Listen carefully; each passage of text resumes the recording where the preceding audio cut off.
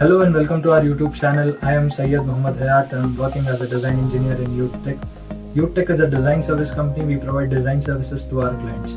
Apart from this design services, we also provide training to engineering students.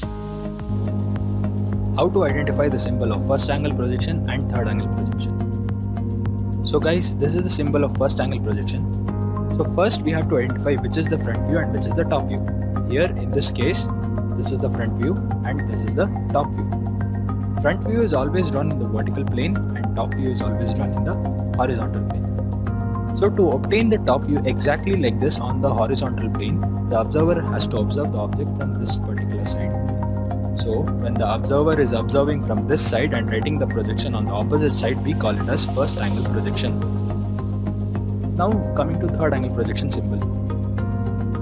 So similarly, here we have to identify which is the front view and which is the top view. Here this is the front view and this is the top view. So as I said, front view is always drawn in the vertical plane and top view is always drawn in the horizontal plane. As you can see, the position of both the planes have been shifted in this case. So now, to obtain the top view exactly like this on the horizontal plane, the observer is observing the object from this particular side. So when the observer is observing the object from this side and writing the projection on the same side, we call it as third angle projection. So guys, I hope you have clearly understood how to identify the symbol of first angle projection and third angle projection.